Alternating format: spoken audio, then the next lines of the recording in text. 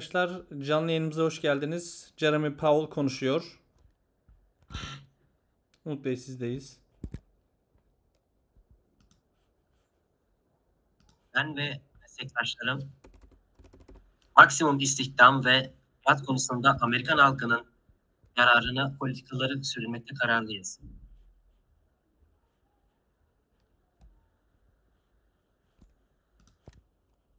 İş piyasası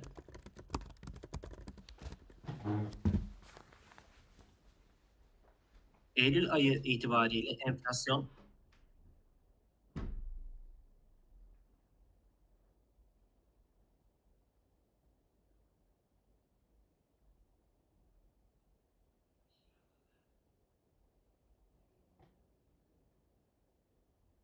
bugün FOMC politika faiz oranını düşürmek için başka bir adım attı.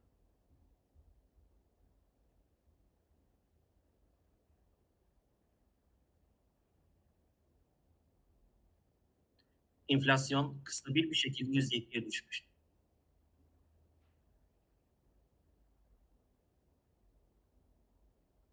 Para politikası hakkında hala söyleyeceklerim var. En son indikatörler ekonomik aktivitenin kararlı bir şekilde yükseldiğini göstermektedir. Üçüncü çeyrekte 2,8 yükselmiştir. Tüketici harcamaları stabil devam etmektedir ve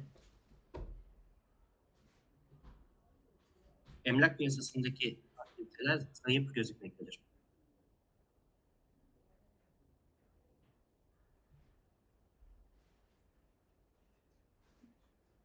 İş gücü piyasasında durum stabildir.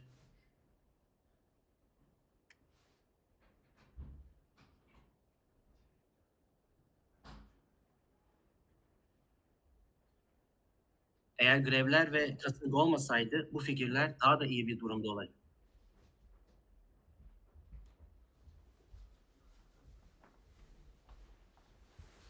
Tüm topluma ve ailelere, kasırgadan etkilenmiş olan insanlara desteğimi iletmek istiyorum.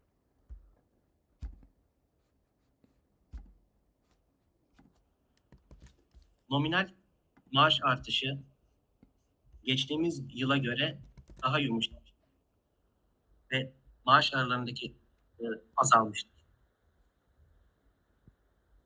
İş piyasası şu an daha iyi bir durumdadır. Geçmiş durumda.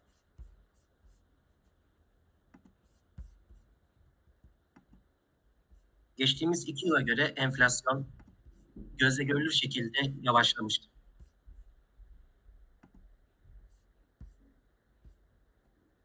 Gıda ve enerji kategorilerini saymazsak yükselmiştir.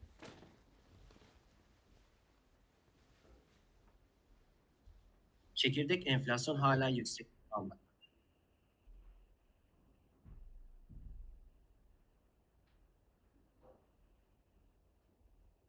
Hane halklarına yapılan anketlere dayanarak enflasyon konusundaki görüşlerimiz hala sabit. Fiyat politikası hedeflerimiz maksimum istihdam ve stabil fiyatı stabil tutmak üzere kararlıdır.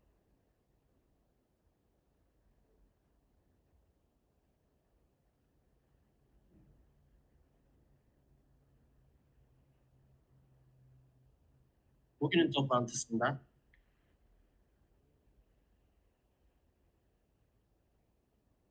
politik duruşumuz ekonomik stabiliteyi koruma ve enflasyonu daha doğru bir hedefe çekmek konusunda kararlıdır.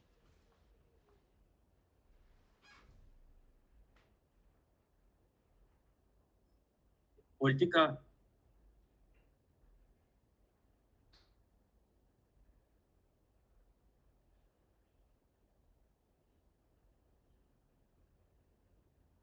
komite gelen ekonomik verileri dikkatli bir şekilde değerlendirecektir. Ekonomi geliştikçe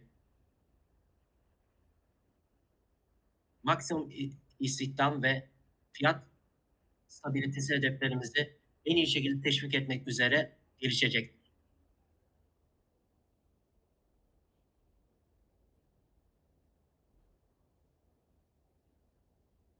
Eğer iş piyasası azalsaydı enflasyon çok daha hızlı bir şekilde gelişebilirdi.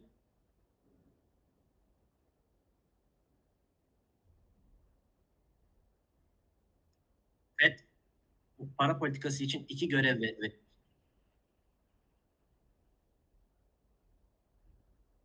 enflasyonu sürdürülebilir şekilde %2 olan hedefimizde çekmek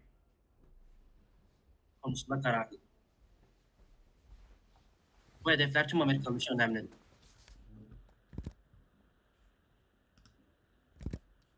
Bu politikalarımızın aileleri ve tüm toplumu etkilediğinin farkındayız. Maksimum istihdam ve fiyat istikrarı politikalarımız için yapabileceğimiz her şeyi en iyi şekilde yapacağımızı söylemek istedim. Teşekkür ederim. How is the committee taking these proposals into account for upcoming decisions, including potentially the next one in December?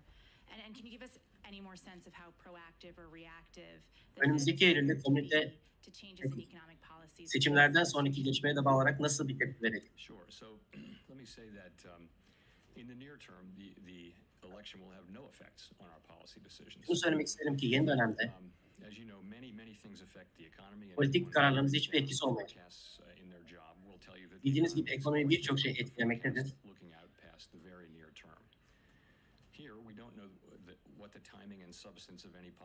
Ekonomiyle ilgili yazanlar, ekonomiyle ilgili tahmin yürütmenin çok zor olduğunu söyleyecektir.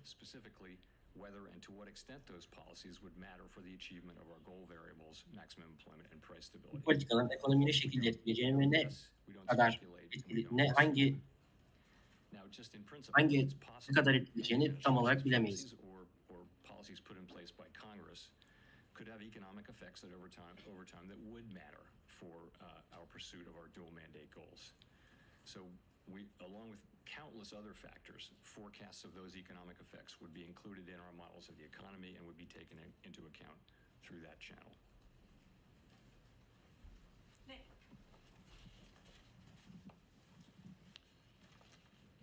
Chair Powell, Nick Timrose from the Wall Street Journal. Roughly 1 year ago, when the 10-year Treasury was Wall Street gazetesinden Nick Timrose. 30-year mortgage rates were near 8%. You noted how higher borrowing costs, if they were sustained, could weigh on economic activity. Given that you've said you believe policy is restrictive and the Borçlanma ücretlerinin ne kadar yüksek olduğunu risks presented biliyoruz. by higher U.S. Treasury yields today any different from those you identified 1 year ago when inflation was still meaningfully above your target? Amerikan Hazinesi tarafından verilen büyüme risklerinin şunu söylememiz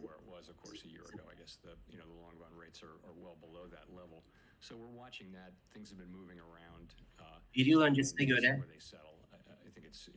tahvil oranlarının yüksek olmadığını görüyoruz.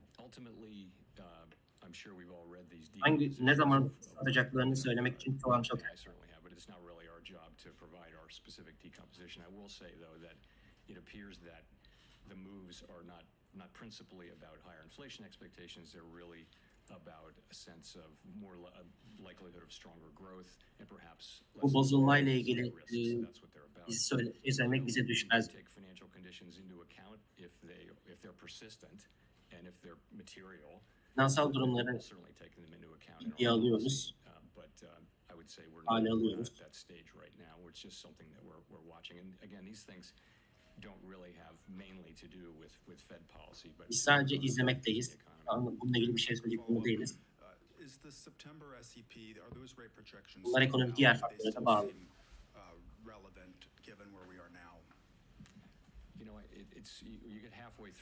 Şu anki bulunduğumuz duruma bağlı olarak oran projeksiyonları hala bağlantılı mı? Let's talk about the data we've gotten since the last meeting. So, in the main, the economic activity data have veri ile ilgili konuşalım ben. expected. The NIPA revision was stronger. Certainly, the September employment report was stronger. Ekonomik faaliyet verileri güçlü gözüküyor. So, overall, though, I think you take away a sense. Eylül istihdam raporları güçlüydü. Some of the downside risks to economic activity having been diminished with the NIPA revisions in particular. And so Ekonomik aktivitenin bazı aşağı yönlü risklerini economic activity. So I görmek think we would istiyoruz. factor that in. At the same time, Genel olarak ekonomik aktiviteler hakkında we got one güzel bir inflation report which was hissediyorum. it wasn't Aynı terrible, zamanda but it was a little higher than expected. So I think really the question is enflasyonla ilgili çok kötü bir rapor more görmüştük. data. I guess one more employment report, two more inflation reports. Asıl soru more data, and, you know, Aralık'ta ve özellikle Kasım'da alacağımız veriler.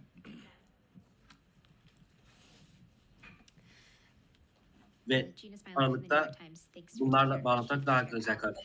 When it comes to December, what will New you York be Times'dan looking at Canısı var. specifically as you try to make that decision? And Yılın then, kabul etmiş. as of the Fed's economic projections in September, Aralık you had written down 4 quarter point interest rate karar cuts almak in için 2025. Do you still think that those are likely? Is that sort of the baseline Eylül'deki outlook at Fed this point, or has that shifted? And if it shifted at all, faiz indirimini can you give a little bit of detail as to why?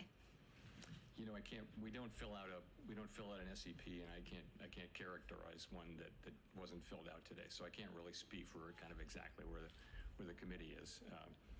I will just say for December we're going to be again at every meeting. SAP ile ilgili konuşamam. Looking at the incoming data and how that affects the outlook.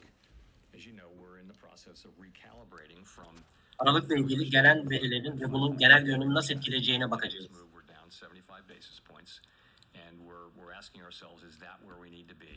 You know, Sınırlayıcı, we're trying oldukça to sınırlayıcı olan between the risk of moving too seviyeden quickly and perhaps düzeltiyoruz. undermining our progress on inflation, or moving too slowly and allowing the labor market to weaken too much. We're trying to be on a middle path where we can maintain the strength in the labor market while also enabling further progress on inflation. We think that's where we are, but that's the question we're going to be asking. İş piyasasında stabiliteyi koruyabiliriz.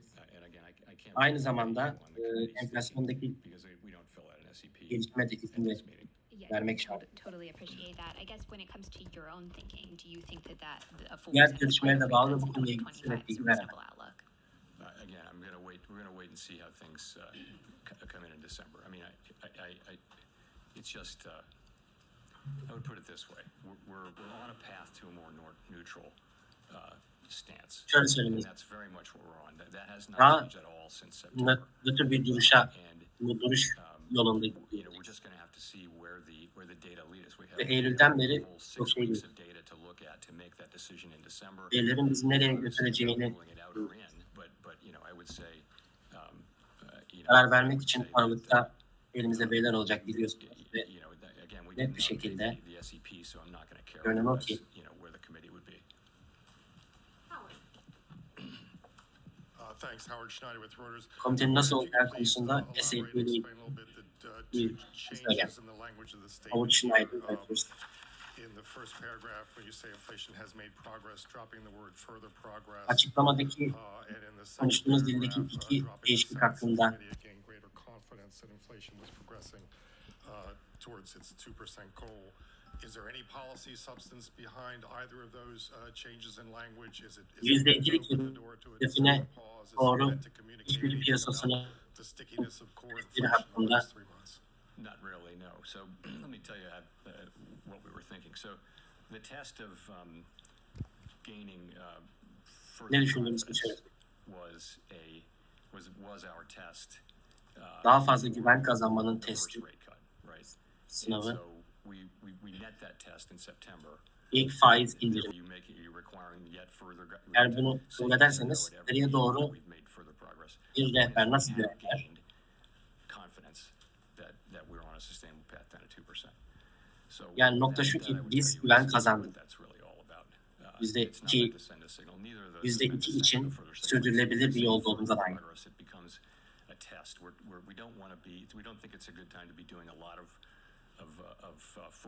Daha fazla ilerleme, sınav,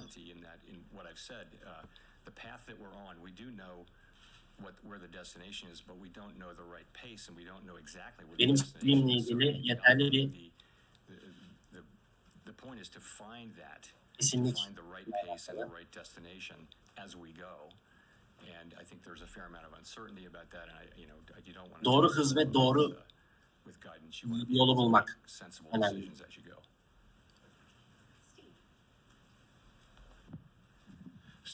mantıklı kararlar alabilmek için önemli olan yol bu.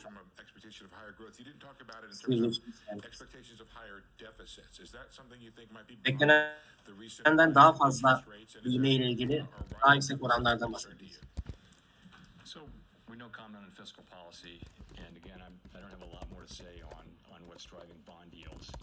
Artan In terms kısa of açık sizce bir changes, though, let me give you a sense of how this sıkıntı mı? works in the ordinary case. Let's say Congress İşbiri ilgili. is considering Bunu a nasıl rewrite of the tax laws. Doesn't matter what's in the yürüdüğüyle ilgili At a certain point, the staff would brief the FOMC and say, these are the likely effects. There's lots and lots of literature on the effects of tax policy changes on various. belli bir noktayı baz So alın. we try to get smart on that, and then the law actually passes, and you'd start to put it. You probably run. Bu konuda mantıklı davranmaya çalışıyoruz. Daha zekice davranıyoruz. Just to keep people trying to understand it. Then when it actually passes, it goes into the model. Bunu anlayabilmek için biliyorsunuz bir modelik olarak bir simülasyon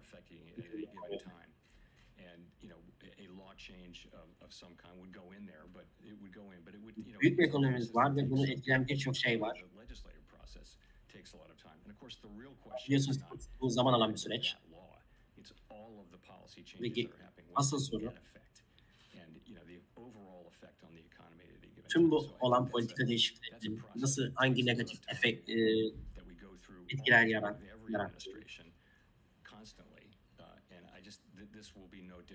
Her bir yönetimde yeniden bunları görüyoruz. Şu anda çok erken bir aşamadayız. Politikaların ne olduğunu bilmiyoruz.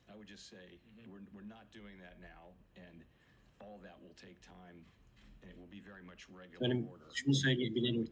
Şu an yaptığımızda ise daha kuralcı bir düzeni takip ediyoruz. Look, I just think the first question is how long will they be sustained? If you remember the 5% 10-year, people were drawing massively. İlk soru bunlar ne kadar uzun bir süre sürdürülebilir? İnsanların %5'i onu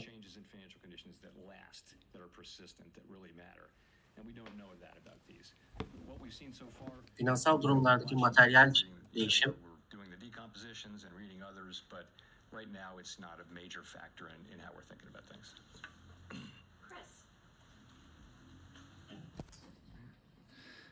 Thank you, Chris Rugaber at Associated Press. You mentioned the positive economic data that we've seen since the September meeting, including the revisions to things like savings, higher GDP. Eylül'den beri gördüğümüz pozitif ekonomik veriden bahsettiniz. That's renewed some of the questions about Gayri safi fazla artışından bahsettiniz. Stok piyasasının dün arttığını gördük. So you're right. As I mentioned, and as you mentioned, the latest economic data have been strong, and that's of course a great thing and highly welcome. Sizin de söylediğiniz gibi, benim de söylediğim gibi son gelen ekonomik veriler güçlü ve gerçekten güzel bir şey.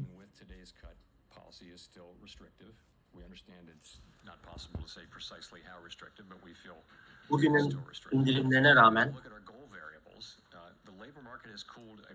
politika hala çok sınırlayıcı. Eğer hedefimizin değişkenlerine bakarsanız iş piyasası iyi durumda. Inflation has moved down a great deal from its highs of 2 years ago, and we judged, as I mentioned, that it's on a sustainable path back to 2%. Enflasyon büyük oran düştü ama 2 seneden öncesine göre hala yüksek. Yani enflasyonla ilgili görev henüz tam tamamlanmadı. Ama bu iki şeye bakarsanız, ellerini göze alarak bu konudaki politik duruşumuzu tekrar belirleyeceğiz.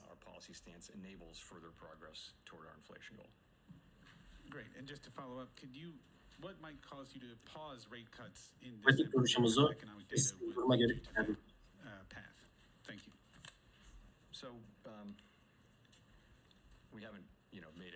Aralık ayındaki faiz indirimiyle ilgili our stance down over Nasıl to a bir more neutral level. And karar as alacak? a general matter, as we move ahead, we are prepared to adjust our assessments of the appropriate pace and destination Genel olarak önemli olan as şu the ki outlook evolves. So for daha example, nötr bir if we were to see the labor seviyeye market ulaşmak, accelerating, we'd be prepared to do- move more quickly. doğru bir adım ve yolu Alternatively, izlemek. as we approach levels that are Görünüm ilerledikçe neutral or close to neutral, it may turn out to be iş piyasasında kötüleşme olursa daha dengeli haven't davranıyor. made any decisions about that, but that's certainly a possibility. It